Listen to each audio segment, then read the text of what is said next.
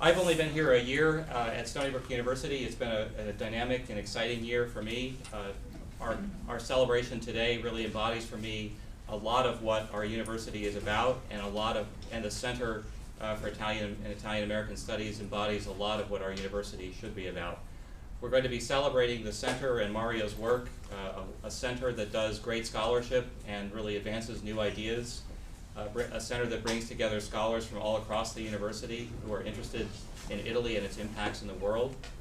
And it's a great center that also connects us with the community, which is so vital for us as a university, because we serve you and you enrich us as a campus. So we are very fortunate to have all of you here. Lastly, we are celebrating Mario, who, like many of his generation, are part of that pragmatic and a generation of boundless energy that made this area and that make this university. And we're very fortunate to be able to celebrate through his book, of the immigrant experience, that dynamism that changes America over and over again from generation to generation. So it's really a treat to be able to do so.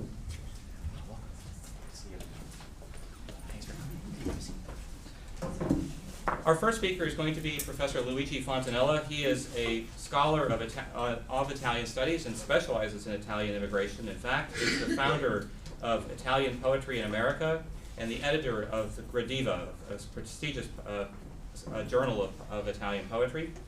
He's the president of the International Poetry Prize for Gradiva, and as well as a poet, a critic, a translator, and novelist.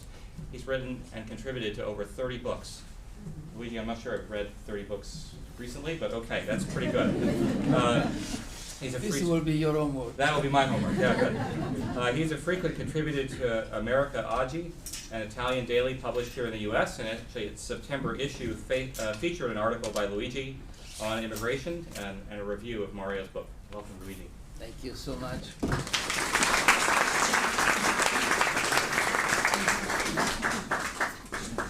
Thank you, everyone.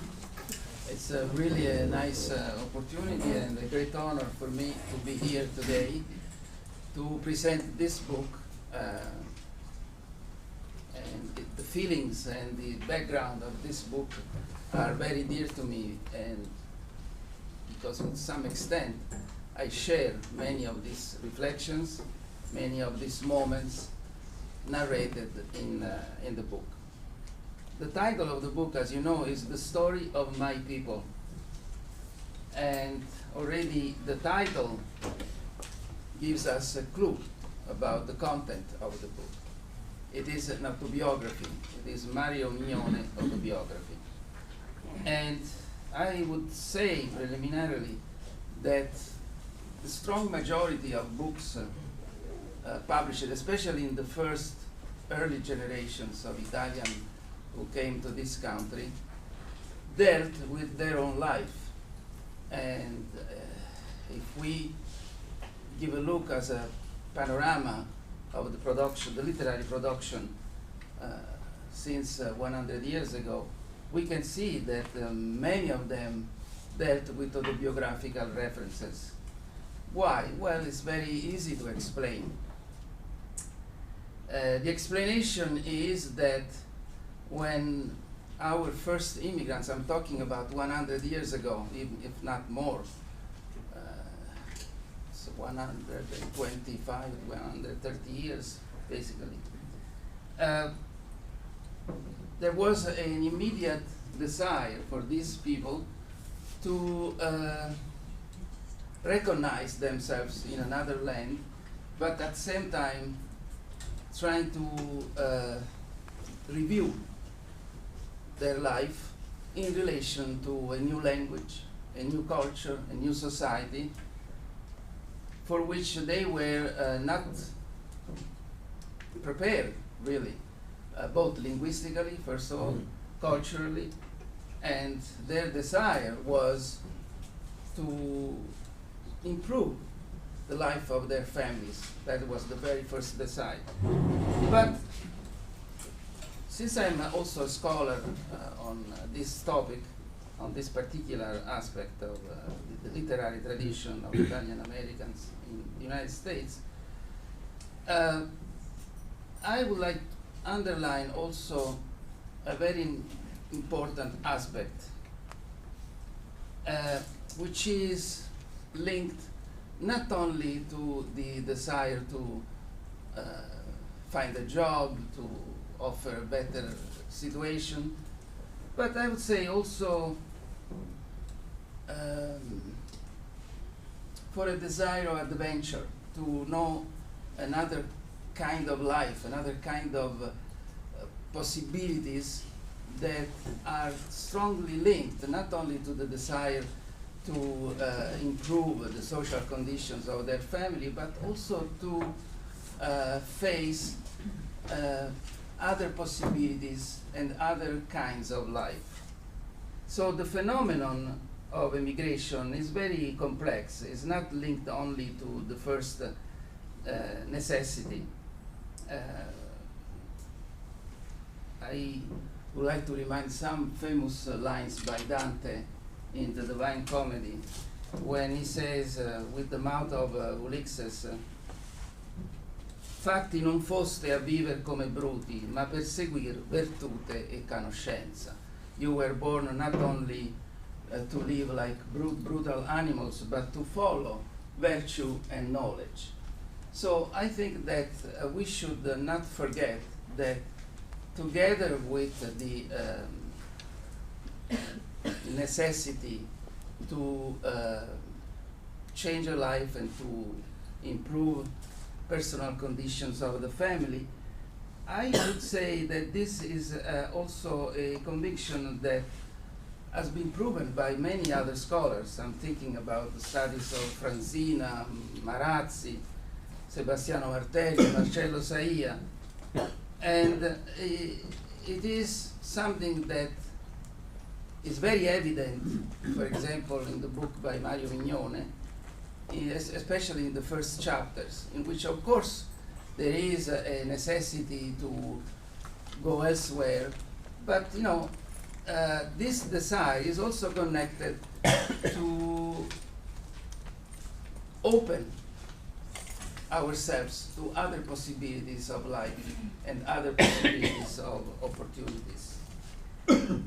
Naturally, one of the risks that especially the first writers, the first authors or intellectuals who came to this country was in a very difficult time, very difficult moments, because they were almost immediately labeled as ethnic writers, which already limits the not only the comprehension but also the quality and the genuine novelty of this particular literature. And this is evident even with the important writers that we had many, many years ago. I think, for example, John Ciardi, for example, a great poet, critic, professor of English. He was one of the first translators, by the way, of the Divine Comedy. Jerry Mangioni, Felix Stefanile, and many others.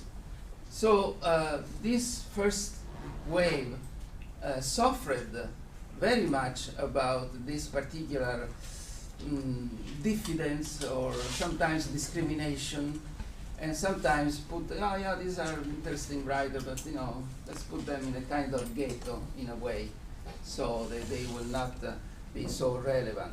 In other words, the only fact that their last name was Italian automatically relegated them in a particular area that somehow was negligible to consider in terms of history of American literature and American culture. Naturally, this situation changes progressively with time, because this next generation, we have people like Joseph Tusiani, Jose Rimanelli, Cecchetti, and so on, who were much more prepared, culturally speaking, linguistically speaking, and in a way, they really represent an evident advancement, an evident progress in terms of recognition, in terms of activity, in terms of professionality, let's say, in a large sense. And in fact, after them, we could say that at the very beginning of the 1960s, the migration almost stopped. We do not have that wave that we had 100 years ago. Although we must say that in the last 10, 15 years, these forms of immigration have returned, even in more dramatic connotations, because unfortunately in Europe, especially in Italy, but also in France and many other countries, Spain, Portugal, Greece, and so on and so forth, we have assisted to a progressive difficulty to find a job, disoccupazione, and so on and so forth. So in a way, we are facing now, again, a phenomenon that was very evident at the beginning of this flux of immigration. Now, this preliminary observation allow me to introduce myself more in depth with Mario Mignone book. And it reinforces me the conviction that I said a moment ago about the motivation that are behind and beyond this book. The subtitle of this book is interesting: From Rural Southern Italy to Mainstream America. Why this subtitle? Because Mario is referring especially to a particular phase and particular population, especially in the Mezzogiorno, in the southern part of Italy, who were very much linked to the land, to the conditions of their towns where they were living, where they grew up, and where they had their life. So in a way, this autobiography wants to underline especially the social and the psychological condition in which his own generation, himself, his family, moved from Italy to America. And especially the first 2-3 chapters are very dramatic in this autobiography, because they really characterized what we could say, using a word of a beautiful book, the concept of Spartenza. Spartenza is a beautiful neologism that has been used by a very interesting immigrant, Tommaso Bordonaro, and the book was published by Einaudi in 1991, but I just discovered that it has been republished 2 years ago by Navarra Publishers, and has a beautiful introduction by Goffredo Fofi, a very important intellectual who is very much interested in this phenomenon of migration studies and nomadic literature. The word Spartenza, of course, implies the word partenza, departure, but Spartenza refers also to the fact of disjunction, the parting aspect. In other words, Spartenza, spartire, is a verb, doing a little bit the professor of Italian language now, carries on also the verb partire. In fact, è un derivato, it's a derivative of the verb partire, except that partire implicates the sense of going, no? Io parto per l'America. But Spartenza indicates the separation of the motherland. So the word Spartenza is very rich from a linguistic, lemmatic point of view, because it includes not only the going, but also the separation from your own family, from your own land, from your heart, from your blood. And the title of this book, which is a very fortunate book, was written by a person who emigrated to America many years ago, and now has been studied by many, also by scholars, experts in linguistics, because it's very rich of neologism, of words that are a mixture between Italian and English, or adapted to the new language. Mario Mignone arrived to this country in 1960. He is the second brother of 8 brothers and sisters. The first brother is Enrico, who was 3 years older than Mario, Matilde, Maria, Nino, Biagio, Domenico, and Agnese. I mention these names because they are mentioned in the book, and also because they, chronologically speaking, they are brothers and sisters of Mario, and they are all here in the first picture of the book. And naturally, I cannot not mention the parents, but I put at the end because they are dulcis in fundo, no? They are the most important persons, Roberto and Palmina. Roberto and Palmina were genitori, the parents of Mario.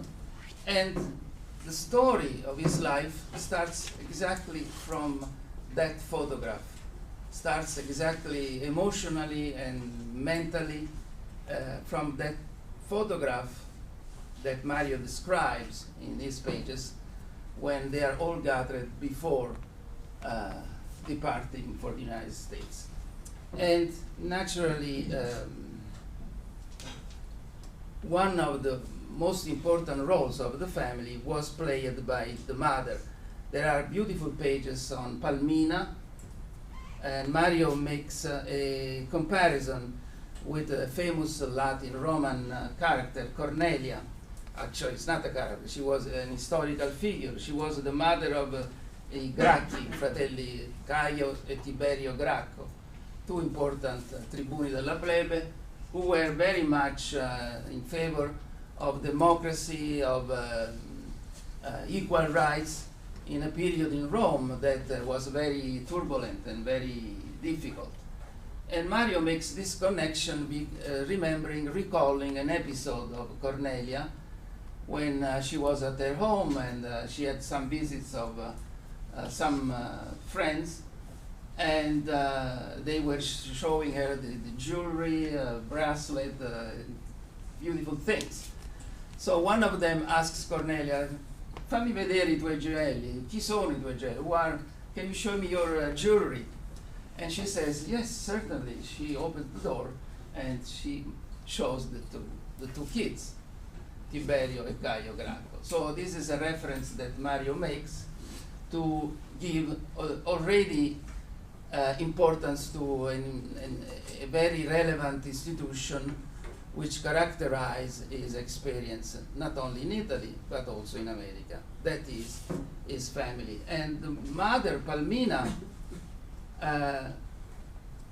from what I gather from the book, I never met this woman, but she apparently, to the eyes of Mario, had this particular sensibility, extraordinary, to almost mixture between imagination and intuition, which made her presence very valuable and very crucial in some moments of his life and of the life of his brothers. And I think these are pages very intelligent, but also very captivating of his autobiography.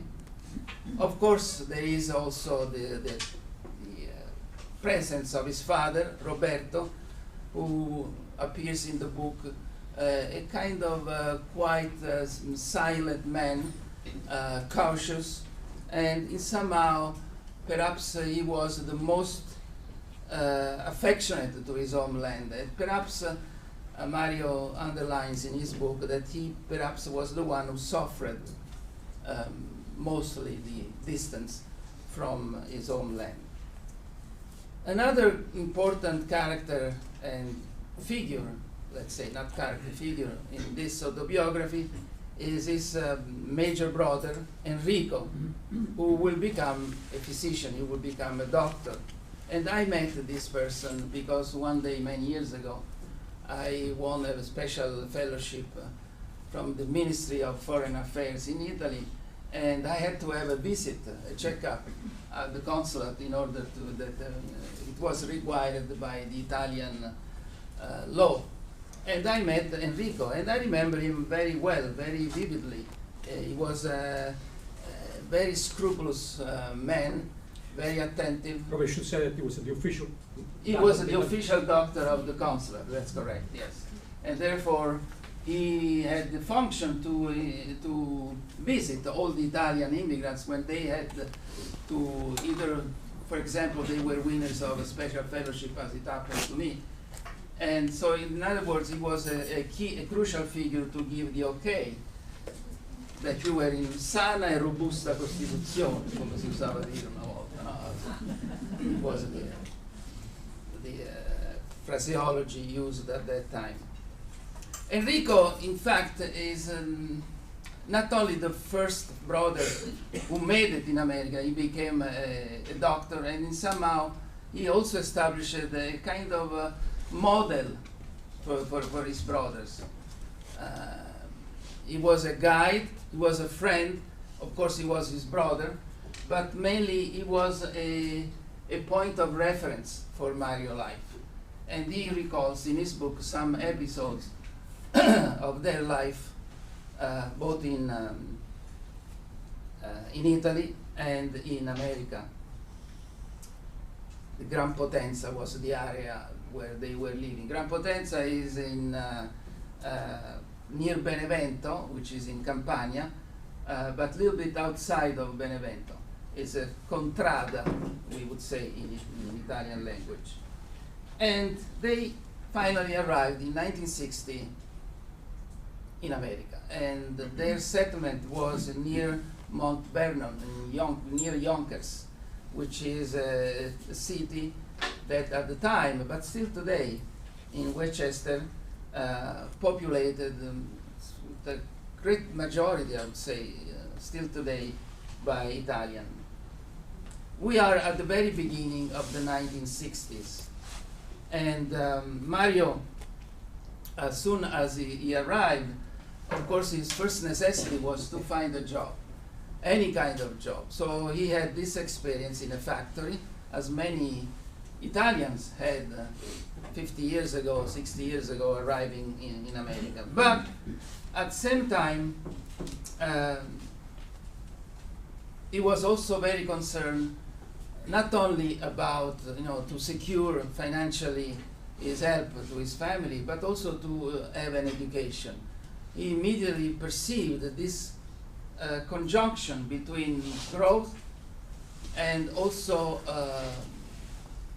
the necessity to cultivate his spirit, let's say, and to have a good education.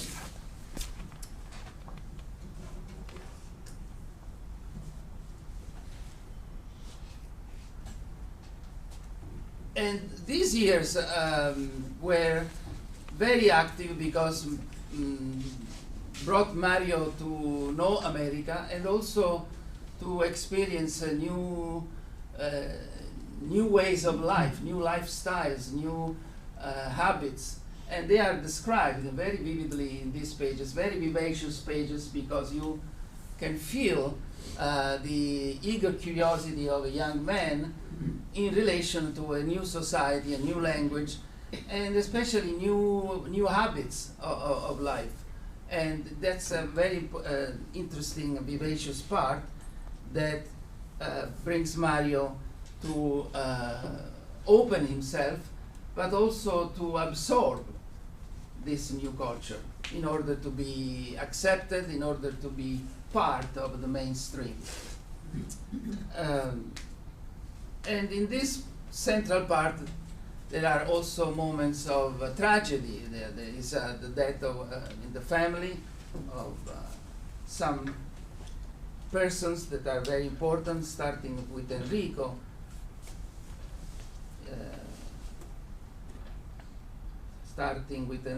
With little nephew, Richard, son of Biagio, and of course his mother. And all of these things happened in the beginning of the 1990s.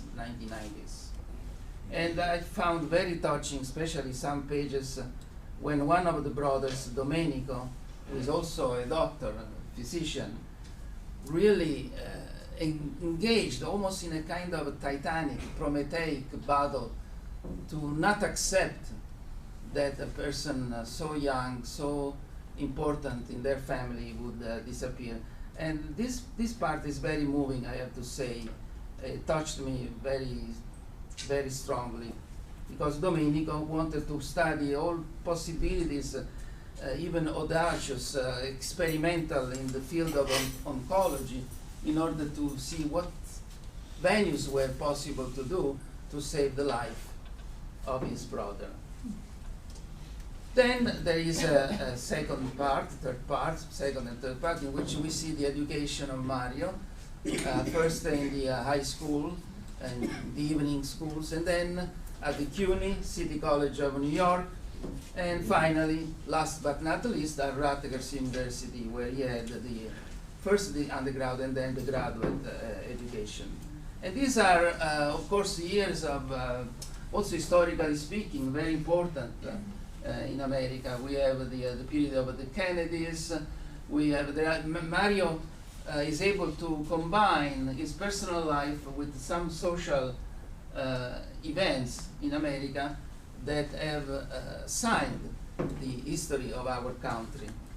And also he tells some moments of joy of with his friends, with his new Italian who were doing like him the same life at CUNY and then later on in at Rutgers University. I found those pages very enjoyable. He does not tell too much about his professors at Rutgers. I don't know why, because Mario, in other occasions, when we were together traveling in Italy with the summer program or the winter program abroad, he told me many stories about his professors, which I thought was beautiful. And somehow, I hope that you will tell us at least one of the episodes with this, because these are important professors, you know. I'm mentioning Remigio Ugo Pane. I'm sure that Joe Tursi is here. I'm sure he met, because to me, when I arrived to America myself, in 1976, Remigio Pane, I found a kind of a father of the Italian. I have to say this, because one day I was at Princeton as a Fulbright, but then I paid a visit to Rutgers because I was looking for a job, naturally. And Remigio Pane was so like a father to me somehow. He gave me good suggestions. He said, you know, Luigi, it's better if you, because I had my laurea in Rome, my doctorate in Rome was not the PhD yet. So he said, it's better if you take a PhD, do a PhD. In fact, that's what I did later on. So I was touched by his presence, and I'm sure that Mario or Professor Tursi would say something about him, or Professor Guarino, or I don't know, Mariani, or above all, Glauco Cambon, who has been a great scholar in America, as you know. Glauco Cambon is one of the major scholars in Italianistica in the United States. He was a professor at Rutgers, and later on, I don't know if Mario was still there when he moved to Storrs, to the University of Connecticut, where he established a very important program over there. Anyway, these are years that are very important for the formation, for the cultural formation of Mario, but also for the perspectives that he had ahead. Of course, these are years in which he forms his family, Lois, with 3 beautiful girls that I have seen many occasions. One of them has been also my students, by the way, in Italy, in the summer program. And then, of course, the years here at Stony Brook, which are the most important, I believe, years of Mario for his career. And but Mario is very discreet in this part. He does not want to show up too much. In fact, it doesn't mention some crucial names. I would say, first of all, Professor Tursi, who was the person who hired Professor Mignone, and unfortunately also myself.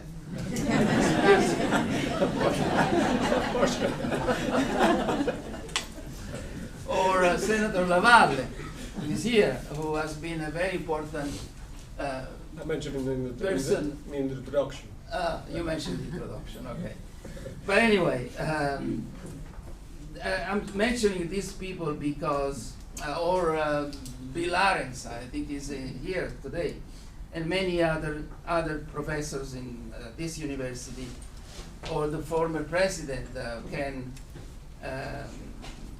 Shirley Strum-Kenny.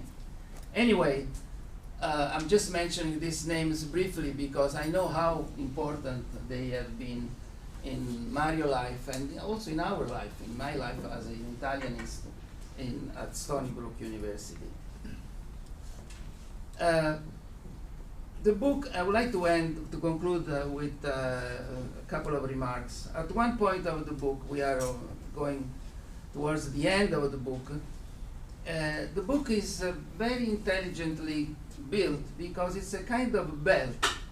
In fact, the buckle of this belt, il fermaglio, is the return. It's a circular book in a way, because at one point Mario recalls that after almost 20 years he returns to Potenza, to Potenza, and to Benevento. Gran Potenza is the contrada. Anyway, and of course this is a very important moment.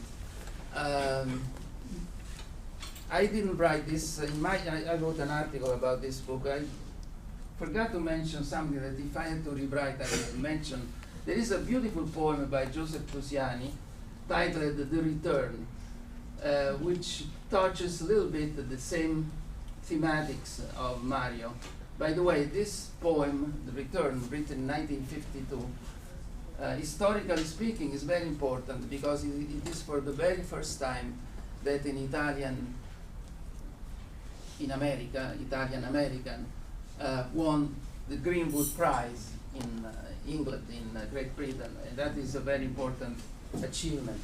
Anyway, the return of Mario to his town with Lois, Pamela, Christina, and Elizabeth, it's very important to reflect as a mirror.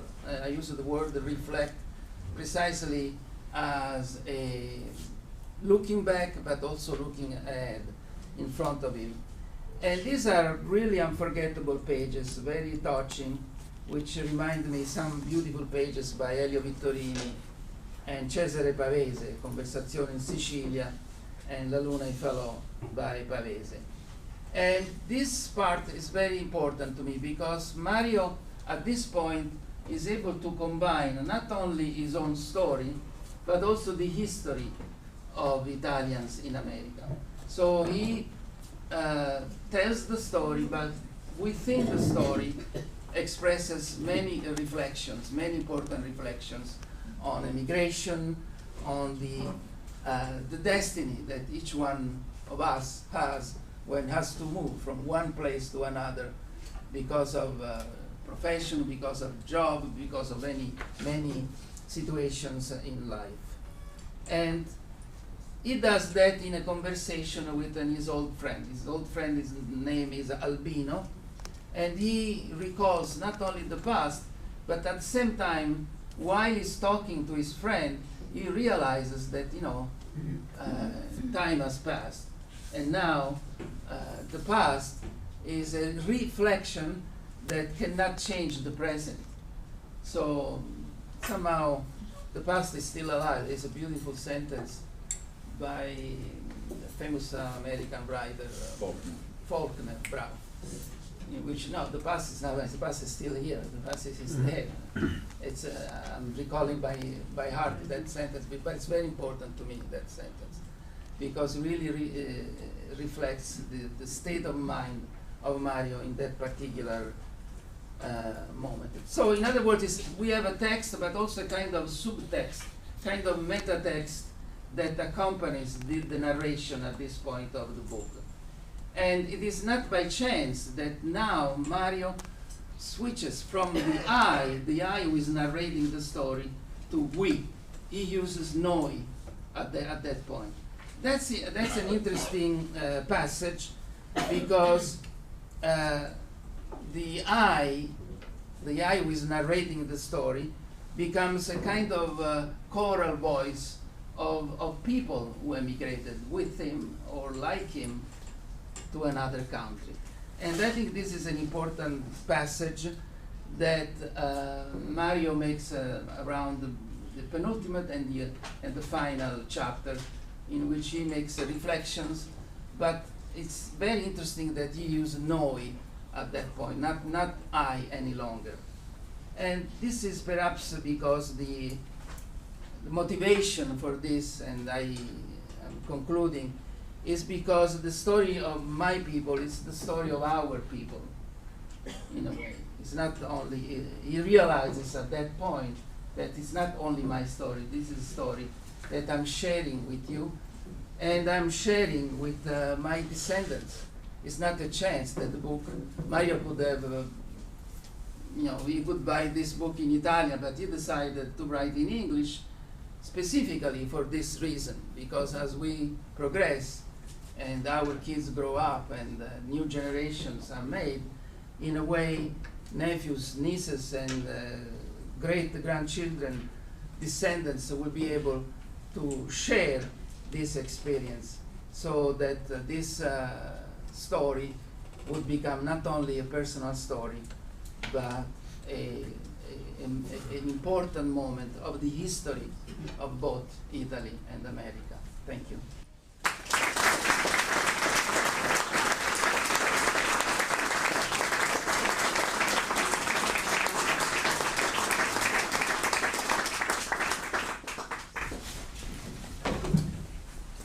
Our next speaker is Professor Stanislas Pugliese, who is a professor of modern European history and the Queensborough Unico Distinguished Professor of Italian and Italian-American Studies at Hofstra University.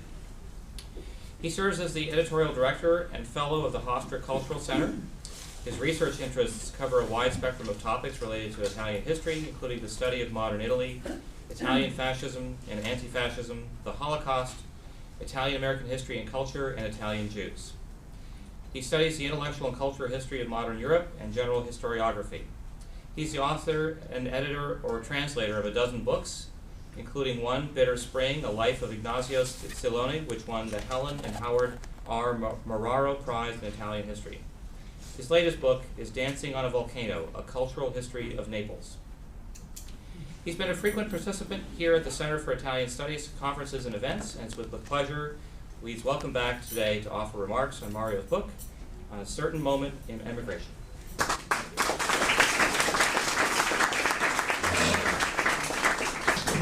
Thank you very much. Thank you for inviting me, Mario. It's a privilege and a pleasure to be back, especially on this occasion. I'd like to begin with two aphorisms. One is from the Italian American Writers Association, and I'm sure several of you here are familiar with it, which is write, W-R-I-T-E, or be written. In the sense that either we write our own history as Italians and Italian Americans, or that history will be written for us by other people, as it has and oftentimes still continues to be written for us today. So Mario's memoir is important in this regard, not just as a kind of personal memoir, but also from the point, as Professor Fontanella said, as a kind of intersection of memoir and social history of a particular moment in time, both for Italy and for the United States. The second aphorism I'd like to that Professor Fontanella mentioned is a quote by Faulkner. At one point, these two characters in Faulkner's novel, 1950, Requiem for a Nun, I guess they're sitting at a bar, as many Faulkner personalities are doing, and one is complaining, saying, it's the American South, right? And one is saying, oh man, you're always like obsessed with the past, the past, the past, the past. The past is dead. And the other character says, what do you mean the past is dead? The past is not dead. The past is not even past.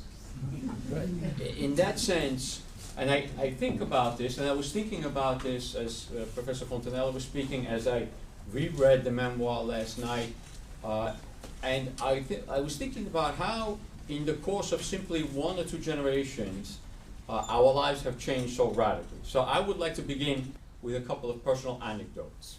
And I address this question to the young people, the students in the room. This is the question that I begin every time I teach my course on Italian American history. I say, I'm going to recount to you a scenario, a historical scene, and you're going to tell me what century this takes place in.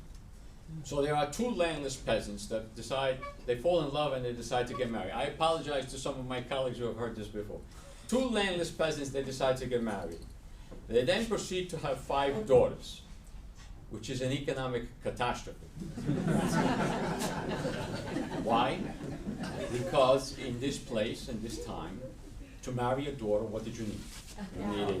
You needed a cow, a house, a regatta, an olive grove, a flock of sheep. If you were the son, the prospective groom, you needed something similar.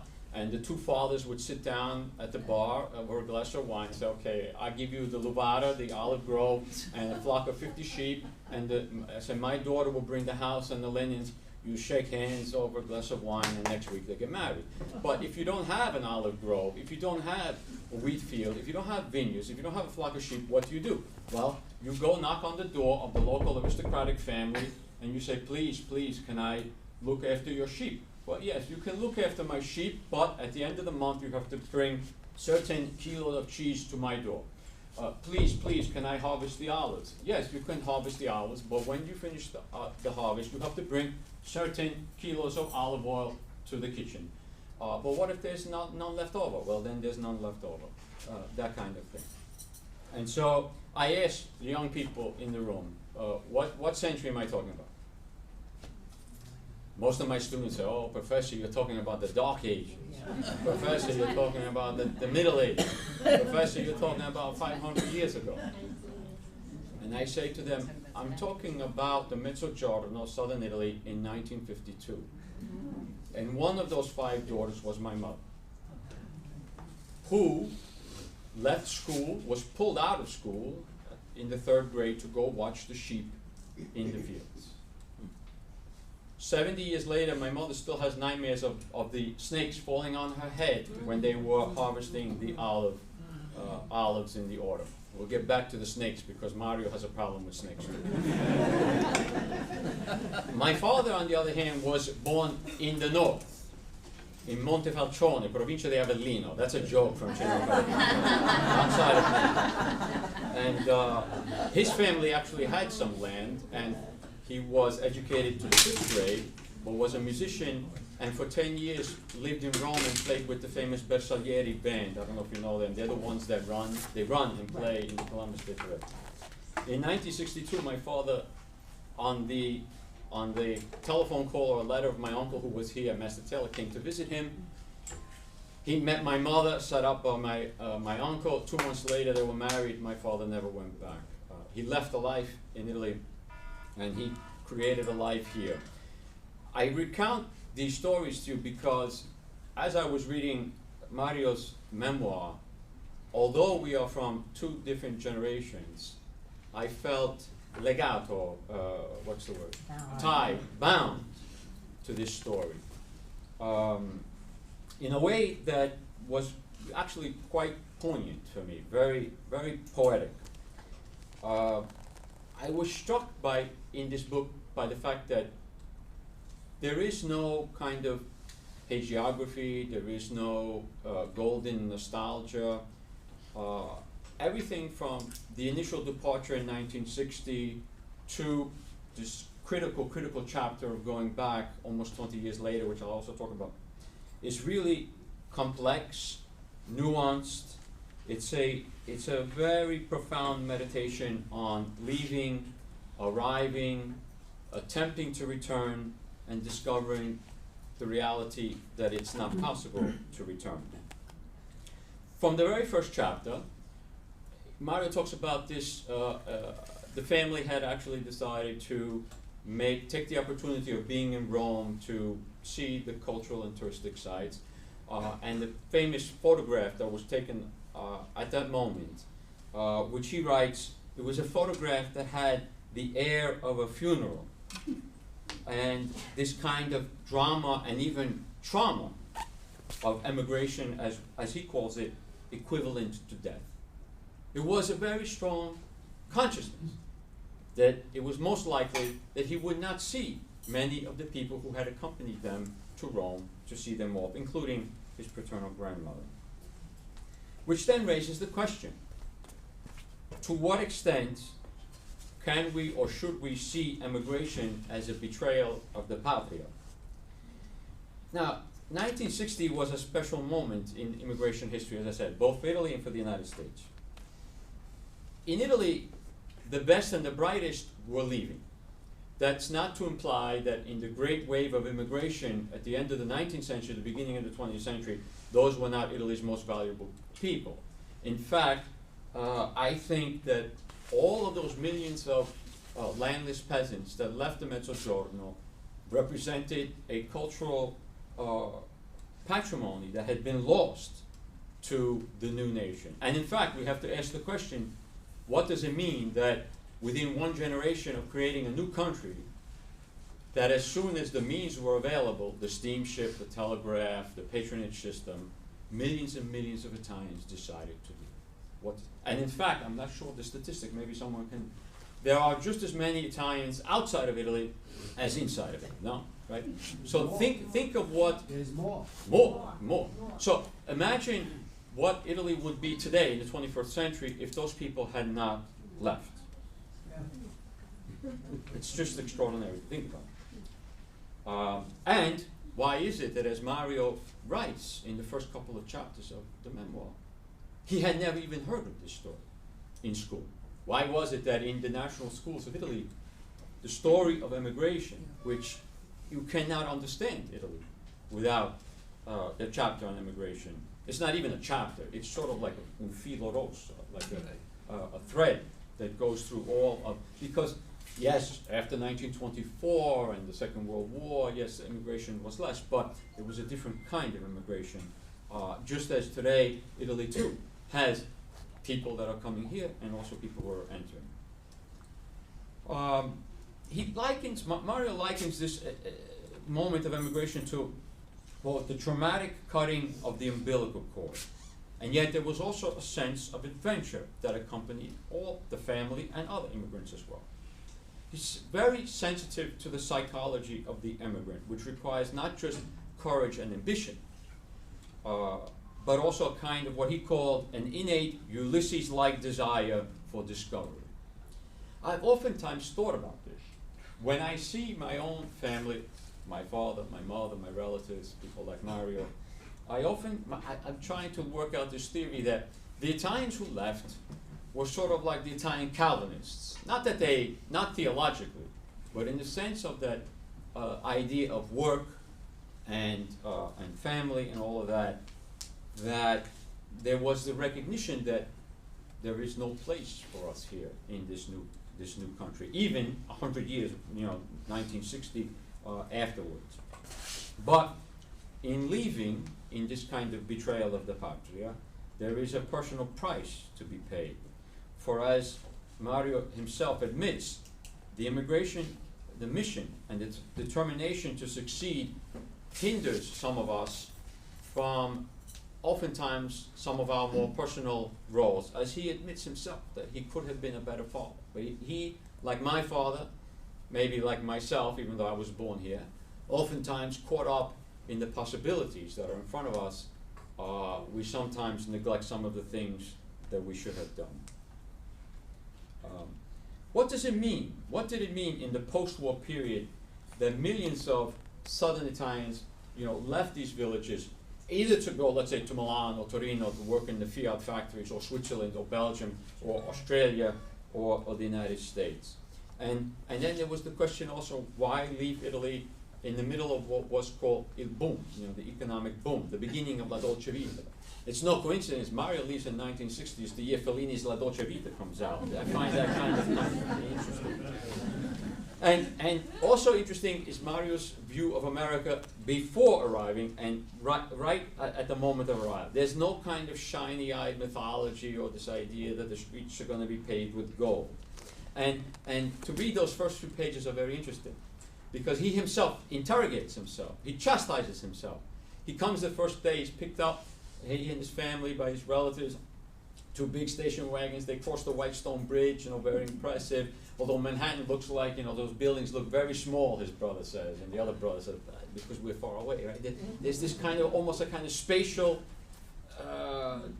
incongruence, to come from, let's say, a place like Gran Potenza, Contrada of Benevento, and then to be thrown into the maelstrom of New York City in 1960. Some of you know Robert Viscusi's memoir, Astoria, which is a play on words, which is because he grew up in Astoria, Queens, but the title also means, Storia is the Italian word for both story and for history, which is a kind of innate human need that we all have, right, to tell our story. Otherwise, other people will tell the story for us.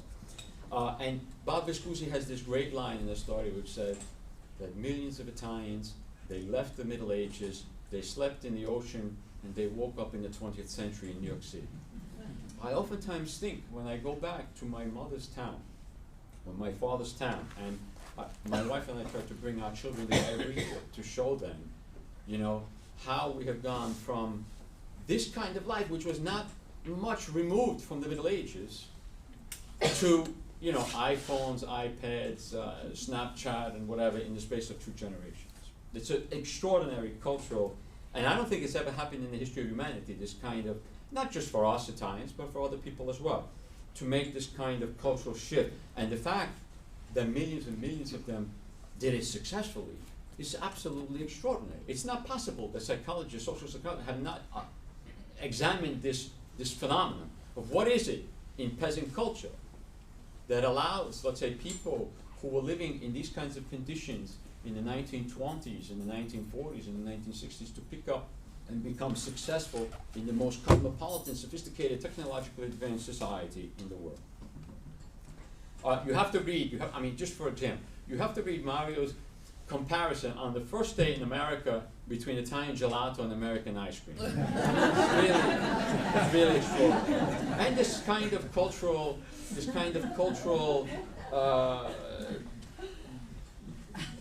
tension between Italian and American culture. The comments on American Wonder Bread are absolutely extraordinary. And I tell you this story because when my wife was going to elementary school, my wife came to America when she was 3 years old, and of course her mother used to make these Italian sandwiches, and her best friend, who was Italian American, already like 2nd or 3rd generation, would go to school with peanut butter and jelly sandwiches. My wife was obsessed with peanut butter and jelly sandwiches because it meant America to her. So every day they would switch sandwiches without telling the mothers because they felt it was a kind of cultural betrayal. The fact that I was eating my friend's peanut butter and jelly sandwich and she was taking my, melanzane so another interesting thing, Mario points out that how his paternal grandfather came to America in 1906, while he and his mother and siblings, his father came over later, left in 1960. In 1960, the Olympics had just finished in Rome. Yes. Fellini was creating this mythology of the Via Veneto and La Dolce Vita. John F. Kennedy was elected president just a few months after they arrived. He talks about the youth culture that was forming in kind of response to the conformity of the 1950s. But what I found very important and striking was the sense that Mario understood at the time, fostered by both John F. Kennedy and Lyndon Johnson, that, quote, men and women from all backgrounds have common beliefs and aspirations, common rights, common responsibilities in relationship with each other. This is a sense I would suggest that has been lost to a certain extent in our country, unfortunately. His first job in the factory impressed on him both the paternal benevolence of the owner of the factory, who was not Italian, but it also raised important questions in his mind when he saw a factory worker being summarily fired. So both sides of the equation. some extraordinary passages about Thanksgiving. As I'm sure many of us have this kind of cosmopolitan dual, almost a kind of schizophrenic holiday where, yes, we have the turkey and the pumpkin pie and the cranberries, but always preceded by lasagna and which are obligatory. But more profound was his father's annual benedictions at the Thanksgiving table. His father, who had difficulties acculturating to American society, both because of the work and the social relations, has these extraordinary blessings at the Thanksgiving table, which are a combination of both the religious and the secular. But Mario himself confesses that it took him, he was 20 when he arrived, so he confesses that, honestly, that it took him some time to leave that older mentality behind. He tells this very poignant story of finding a younger brother playing with a tricycle in the apartment building. And he chastises his brother because the mentality that they came from was that if you have any spare time, you spent it working on the farm, taking care of the animals, things like that. There was no concept of leisure or having toys and playing, things like that. But to his credit, he understood that this was a kind of different culture. An extraordinary metaphor about immigrant life. And this is for people who understand soccer. Italian soccer was famous in the 1950s and 60s for this style of play called catenaccio, the big chain, the defensive lockdown, trying to win a game 1-0. And yet Mario was perceptive enough to say, you cannot live in America with that kind of mentality. You have to be able to go out there, seize the day, make things happen. Don't be passive. Okay? And like Professor Fontanella mentioned, there are passages here about Mario's time both at City College and Rutgers which are absolutely extraordinary. And I'm glad to say that he mentions even people that I know like Vito De Simone and Giuseppe Battista, who's here today, both dear friends. And although I am of a different generation, my experience was very similar, because if it was not for Hofstra University, and if it was not for the CUNY Graduate School, I would not be a professor. I don't know if you know this, but when the CUNY Graduate School was created in 1960-something, there was a big debate, because the argument was that City University had a mandate for undergraduate education, to educate the first generation, oftentimes, of immigrants. And yet the idea of making a PhD possible to a son of immigrants was an extraordinary idea. And the fact that a son of landless peasants could become a professor in America is absolutely extraordinary. It would never have happened in Italy. And for Mario, this was an experience that convinced him that, and this is how the chapter on City College and Rutgers closes, quote, "America was made for us, and we were made for America." I'm going to skip a couple of these things because, in the interest of time, other speakers, Mario has to speak. But here is what I find very interesting: the possibility of combining the past peasant culture with modernity. His mother, who used to say to him, "Chi va con lo zoppo incomincia a zoppicare." He who goes around with people who limp eventually begin to limp. Or as my mother and father used to say, meglio solo che male accompagnato. Better to be alone than in bad company. And yet, this was a culture which produced, quote, 3 doctors, a dentist, 2 university professors with PhDs, and 2 teachers, as his mother liked to point out. For me, the most poignant chapter of all was chapter 14, which Professor Fontanella pointed out, the return. When Mario goes back to Gran Potenza in 1978, husband, father of 3 young girls, and this chapter really has some passages which reminded me of Proust, Alla ricerca di tempo perduto, but this is not nostalgia. Nostalgia from the Greek, which means a painful desire to return home. This is something else, a returning home and then a feeling of pain. Because there is no possibility of return. The great birch tree that had sheltered the family home which had provided shade on the fiercely hot days, which had embraced the family during meals and naps in the fiercely hot afternoons, had been cut down. And certain passages reminded me of Pavese. I'm glad to see I'm in such distinguished critical company. Passages of Pavese writing about his beloved hills of Piemonte, the Langhe, and the character Anguilla in La Luna e Falò, Anguilla, the eel. The eel is the animal that, like the salmon, returns to its birthplace to reproduce. Or the image of the eel or the snake, the Ouroboros. The Ouroboros is the snake with the tail in its mouth, representing in ancient mythology the eternal desire to return. Mario confesses here in this chapter to a lifelong fear of snakes. But in that return home, as he is visiting the family ancestral home, he finds an old bale of hay, sits down as the sun is setting, and falls asleep for a few minutes, and has this nightmare of being bitten by a snake. No Freudian analysis, I promise you. What I have to do, I really want to do, because I was rereading this passage last night, I want to just read one paragraph to you to give you a sense of the beautiful language. And as you will hear Pavese, you will hear Silone, Vittorini, and these other great Italian writers. When I arrived at the Gran Potenza, it was late afternoon, and life was returning to the fields after the siesta. I don't know why, but I wanted to calmly see the farmhouse and the land that held so much of my early experience in life. There was nothing in particular that I wanted to check, but I had a burning desire to see again the places where my mind, where my family and I had lived and struggled, and that I had left without much pain or remorse. I had traveled the world. I had read a lot. I had become a university professor. What could I find back in that house, in that piece of land, besides to say, here is where I was when I was born?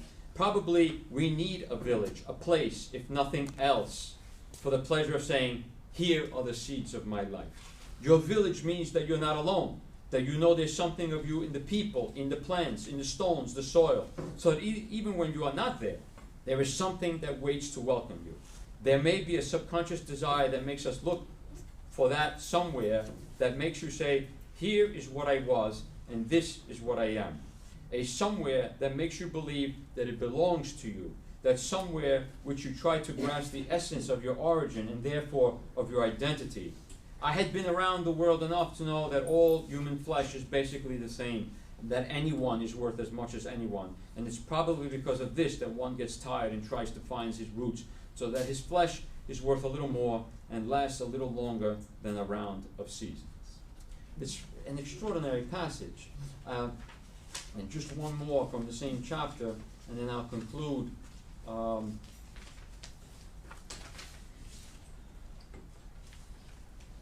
Albino, the friend that Professor Fontanella mentioned, reminded me we were better off than they were, these other families, because his sisters had to carry the water on their heads. We got closer to the house.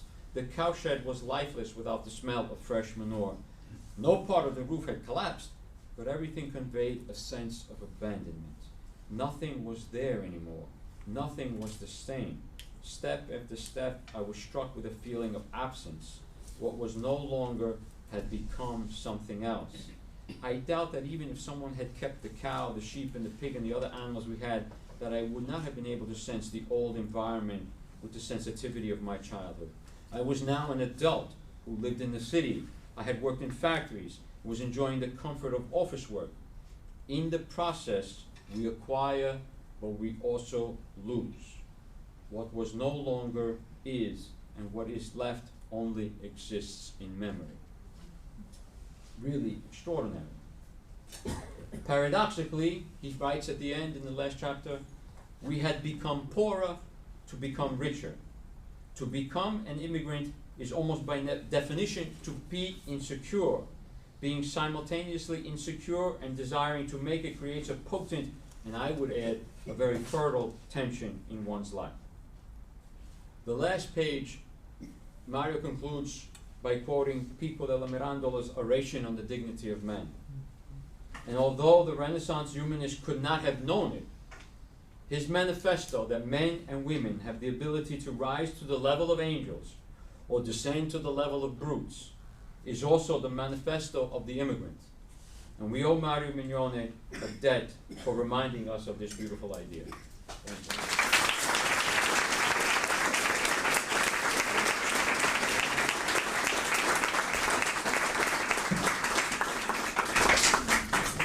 Thank you very much. Our last speaker is the Honorable Ken Lavalle, State Senator Ken Lavalle, since his election to the New York State Legislature in 1976 and his appointment as the chairman of the Senate Committee on Higher Education in 1979 has helped shape higher education policy in New York State.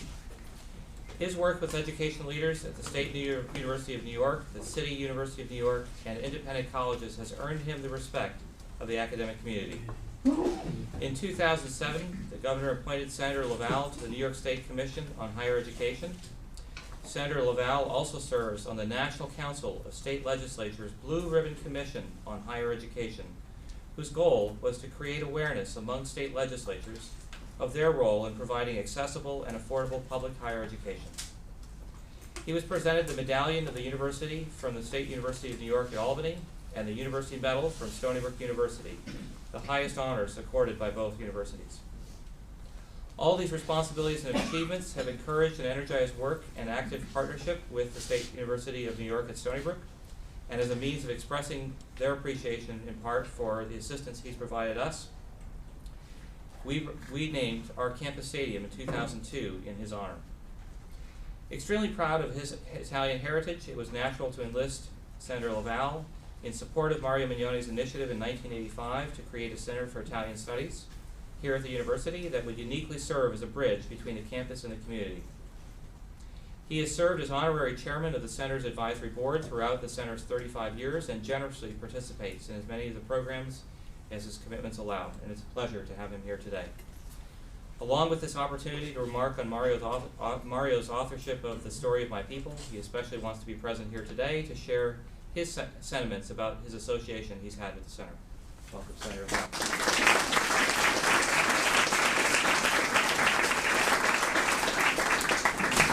You notice I don't have any cards, and I don't have any notes, and I haven't opened my water. So I hope to encapsulate what is important. Our relationship is one of almost 40 years. And so I have, over this period of time, gotten to know Mario's family, siblings, children, grandchildren.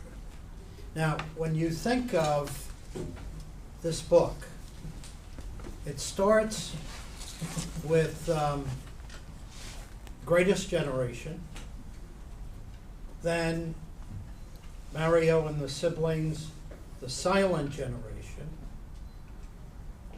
the children, boomers and X generation, and then the grandchildren, millennials and Z generation.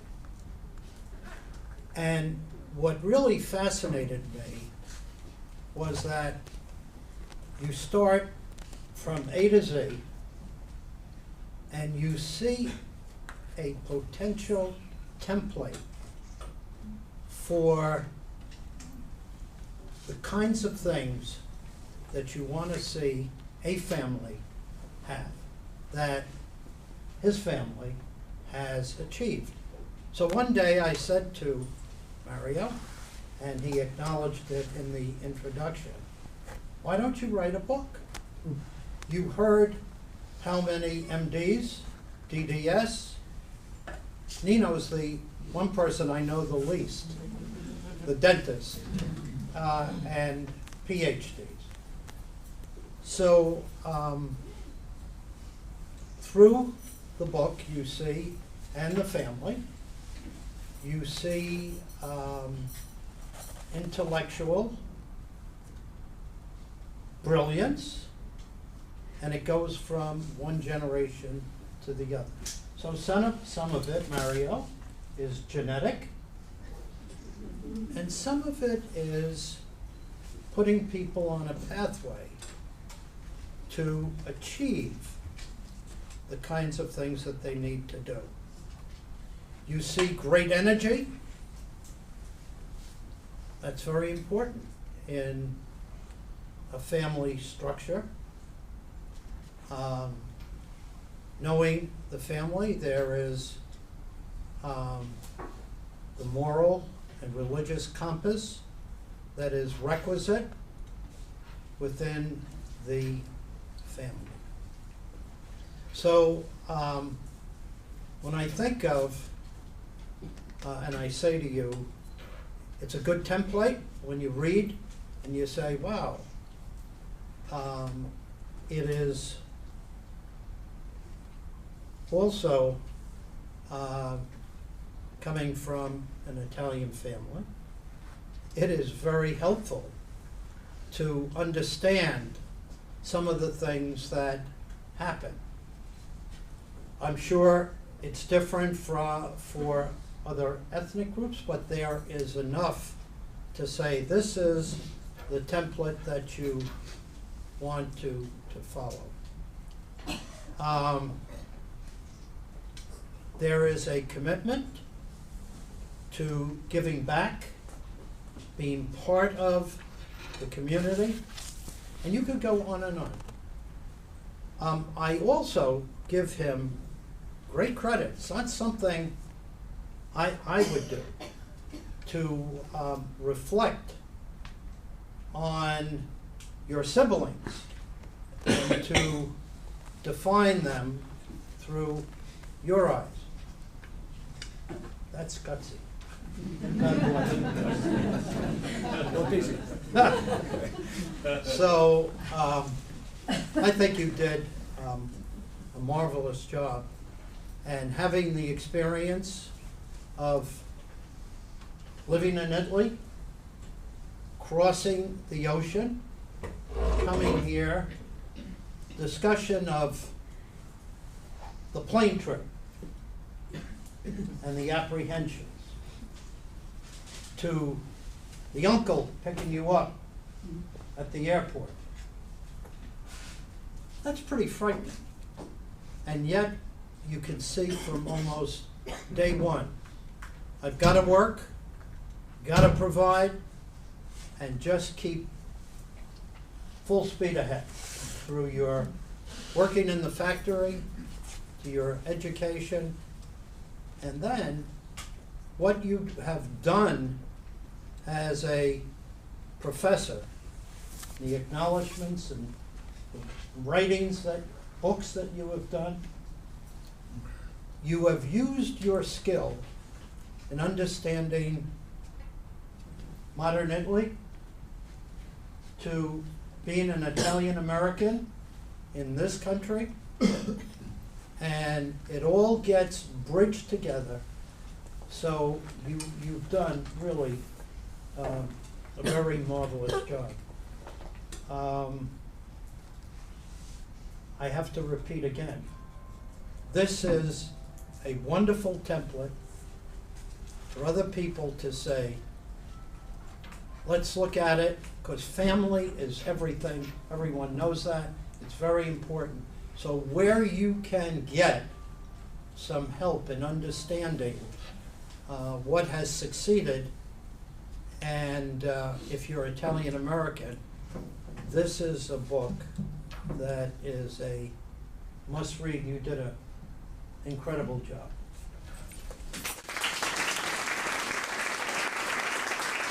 Okay. Give me that. 2.5. I cannot hide the fact that I'm a bit moved. I've been doing this for many, many years. Probably the senator knows this, but I'd like to remind the dean that this is my 46th year here at Stony Brook. I came here in 1970, so I've been standing in front of public many, many times, giving lectures in conference. But this is different, following what these three friends close friends, dear friends, have said about me, my family, and what we have, in a way, achieved, but which is not unique, really. But the fact that we were 8 and no one went off tracks, yes, I think it's should be mentioned that. Let me just begin by saying that thank you. Thank you to all of you for coming. Thank you to my dear friends of here, all of you. I was afraid that Professor Pugliese was not going to be here, but I really appreciate making these extra efforts. If I can say this, I don't know. His daughter is in hospital. But wish you the best. My pleasure. My prayers, really. And we hope that everything will be okay. But thank you for coming, certainly. Thanks to my siblings for being here. Some of them, yeah, nice. My friends a couple of friends from City College. There is also one of my cousins of here who graduated from Stony Brook, did medical school at Stony Brook, is a surgeon now, but I was surprised that he came all over from New Jersey here in Italia. So you come back to your alma mater. Very good. Now, you know what? Wonderful things have been said.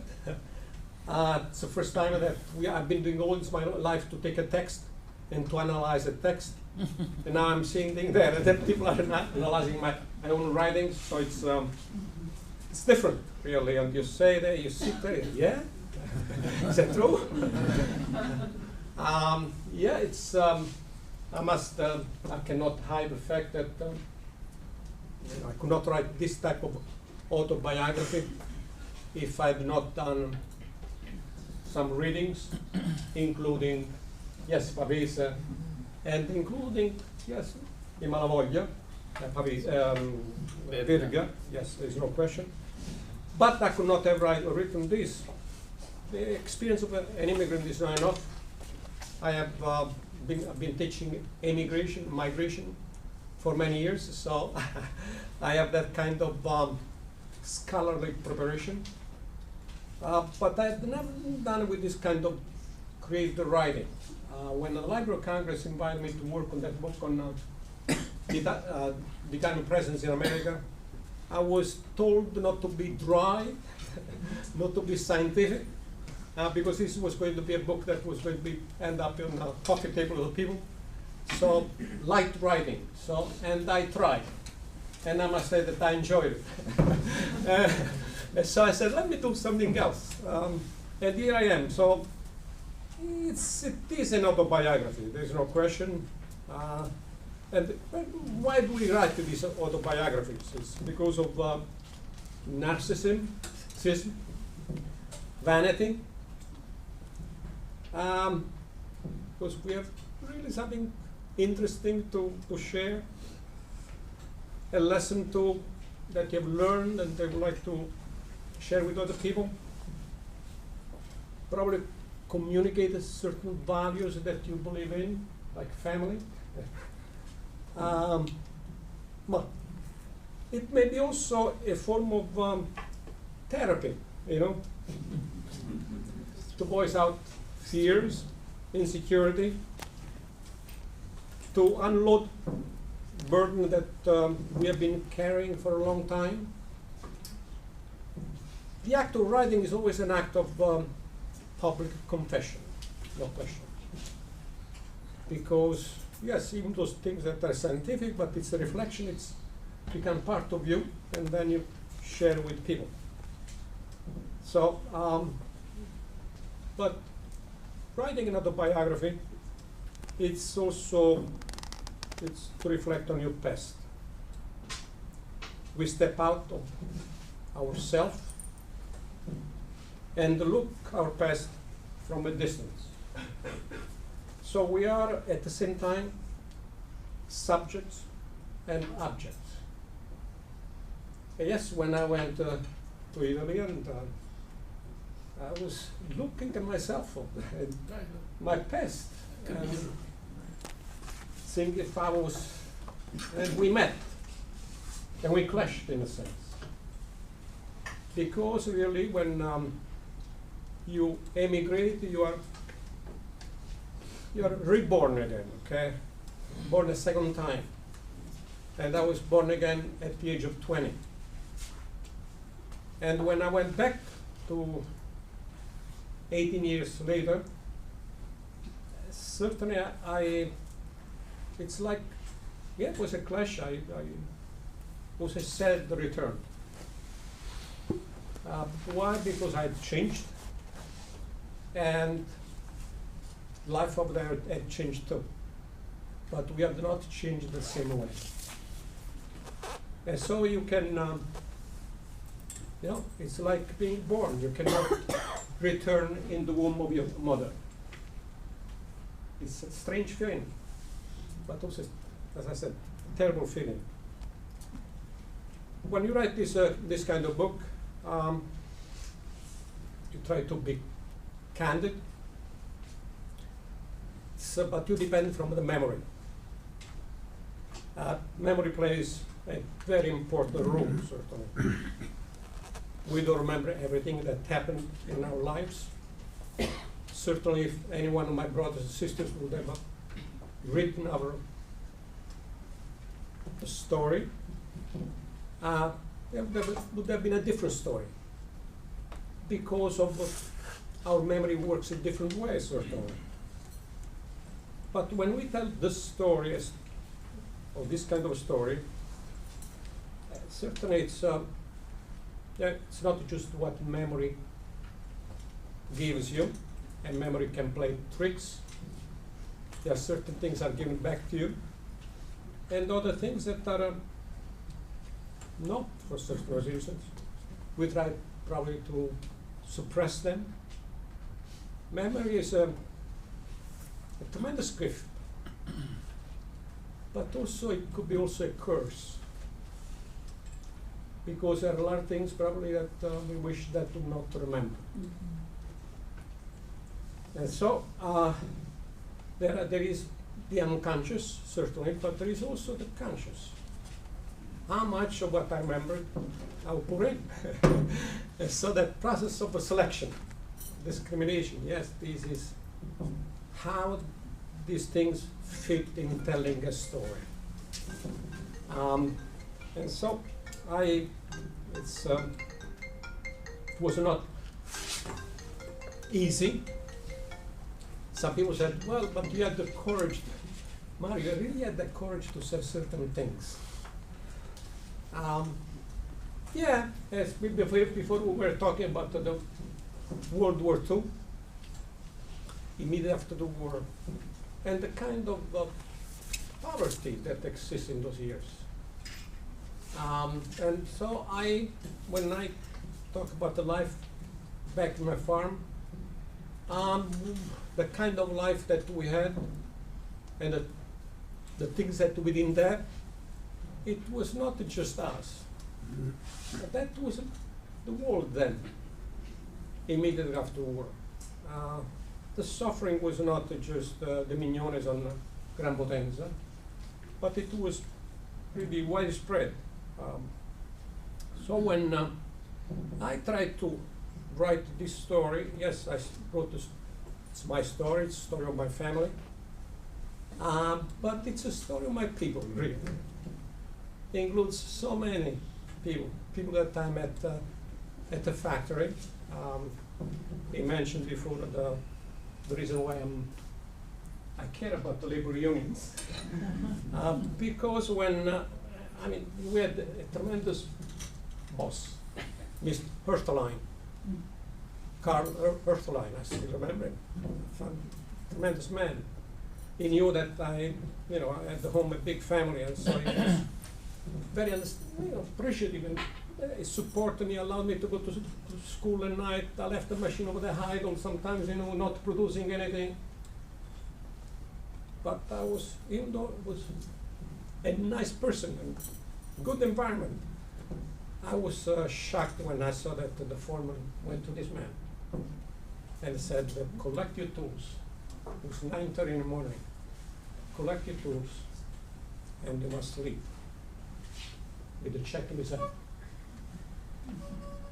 I know what the guy deserved to be fired, I should say, because I was very upset the way he was behaving in a shop, taking newspaper, going to the bathroom, and spending half an hour over there, practically every day. So that was, in a way, it was bothering me. But it bothered me also the way he was fired. And the foreman, they moved, and they collect all his tools, and he was escorted to the door. And so I start to wonder what this man, when he went home, and get to talk to his wife, and to talk to his children. And so that scene for me got ingrained in my sight. And so I said, we need some kind of protection. And so, yes, I said the book, we need the labor unions. So, yeah.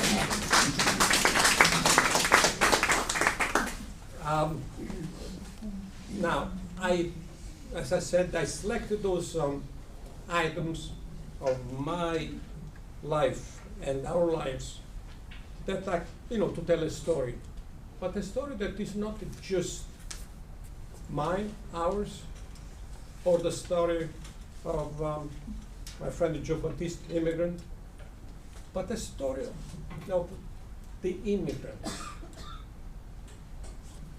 My story of yourself, probably, your parents, your grandparents, or great-grandparents, if you because it's the events that I touch are placed in such a way that I take all my knowledge of the immigration, the study of immigration, and that we're in the story to craft in a way that is not just a story of the story of the Mignones, but the story of the immigration, with which many of you, in fact, one student said he read the book. I had only very few students over here in my class. He read the book, says, Professor, I would like to write the optional paper on the book. Could I relate it to the story of my parents from Korea? I said, you got it. That was my intent, to see how much my story and the story of your parents coincide, even though we come from different parts of the world. And when in the book there are all of the elements, the topos of immigration. That is the uprooting, and certainly uprooting, Professor Rotella is also went through this. It's not the same for everybody. The uprooting, when you take a plant, if it's a young plant, it's easier to pull it, right?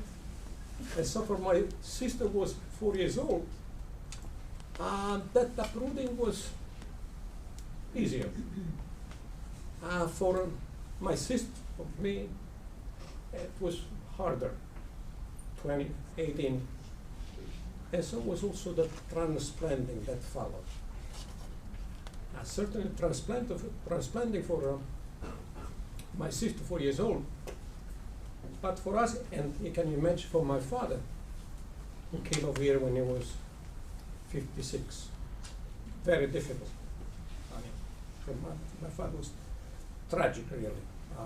Before Professor Fontanella was talking about that important book, Spartenza, because when you emigrate, there is a spartire, it's to divide, and yes, you take one part with you, and you leave the other, some other over there, certainly.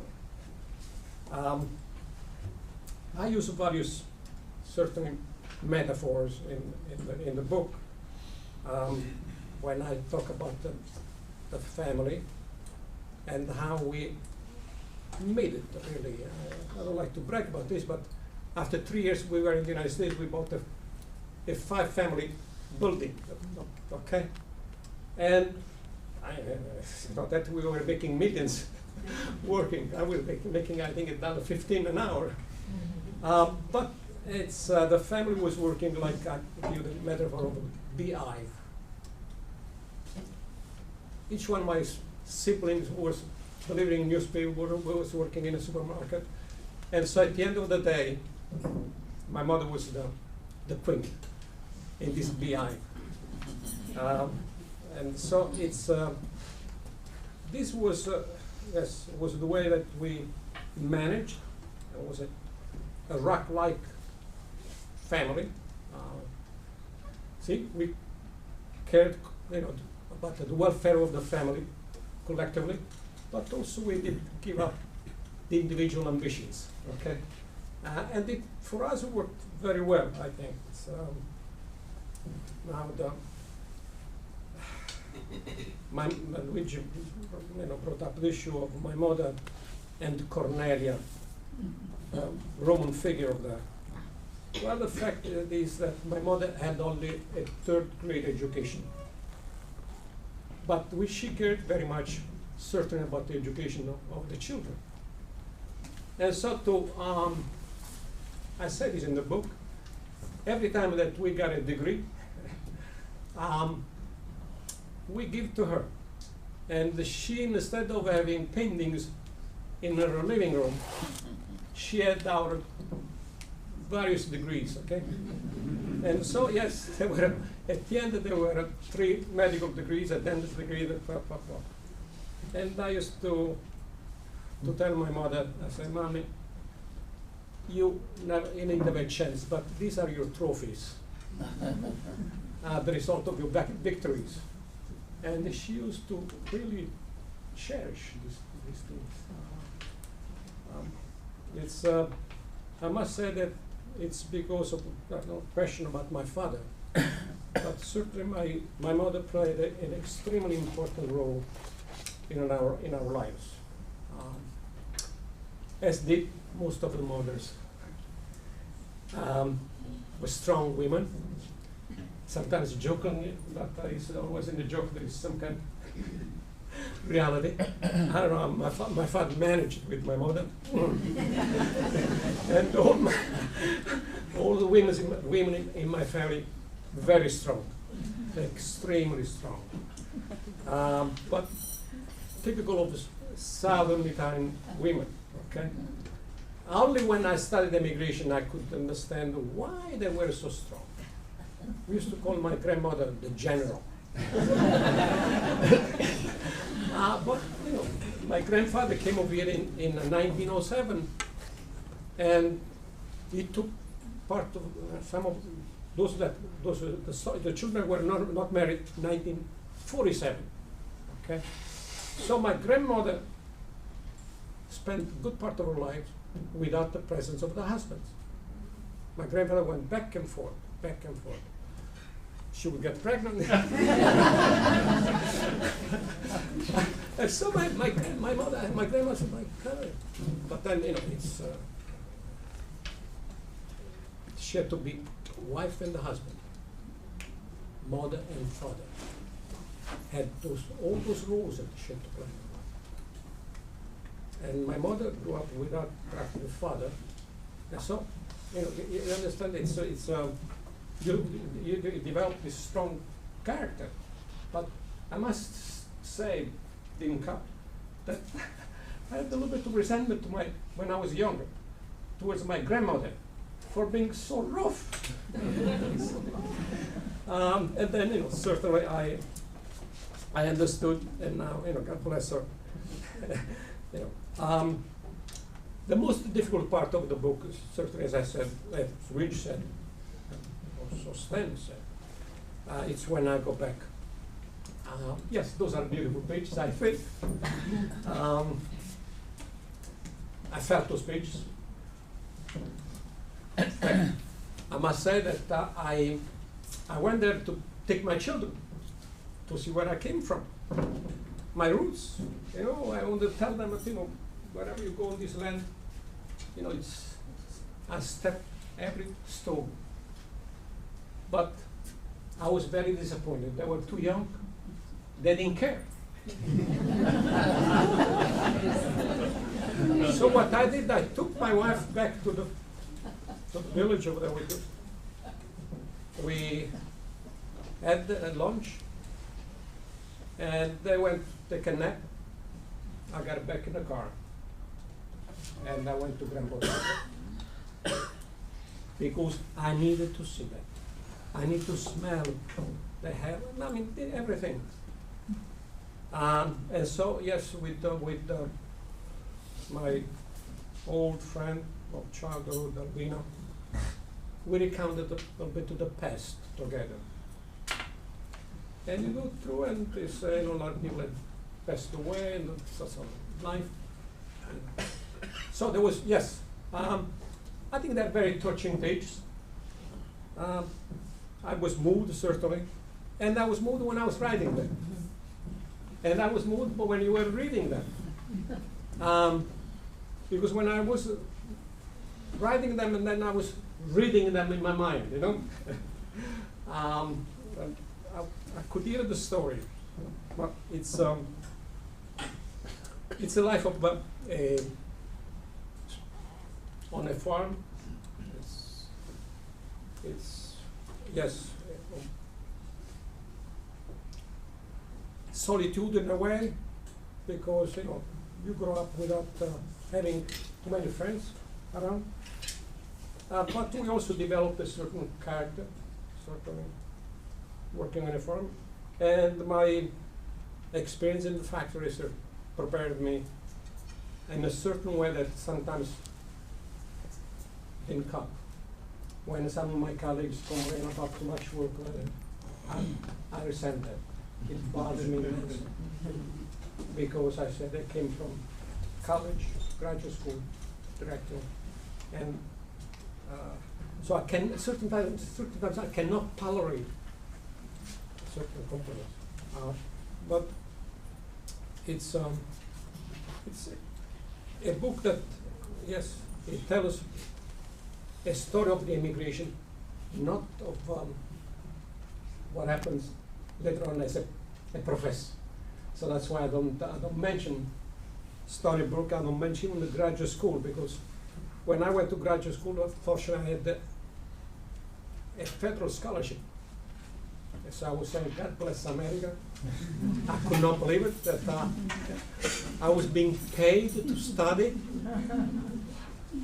It was not part of our culture. And so if day went by and I had not been studying, I swear to God, I felt guilty. Because I had been used to work intensely. And so, but that is not a part of the story of migration, so that's why I stopped in that moment. But if you just push me,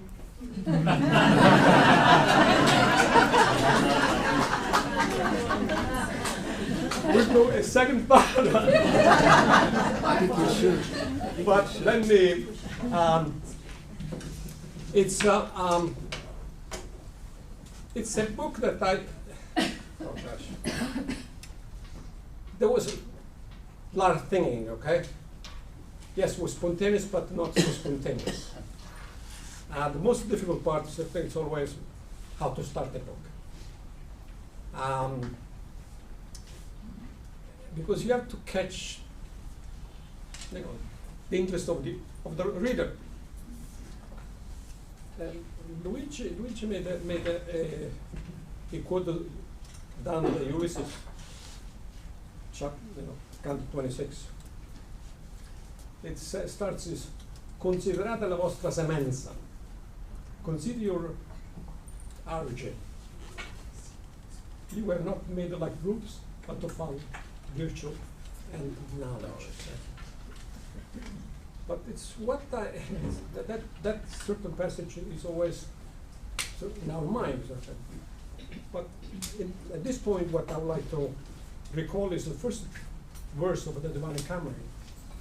And Dante says, nel mezzo del cammin di nostra vita, in the middle of words about lives, of our lives. Even though we know that Dante takes a trip on his own. But in that first verse, he's not saying nel mezzo del cammin della mia vita, of my life. He says of our lives. And so he wants to catch the reader. It's my story, but it's also your story. And so I start the book over here with this, I find a strategy, okay?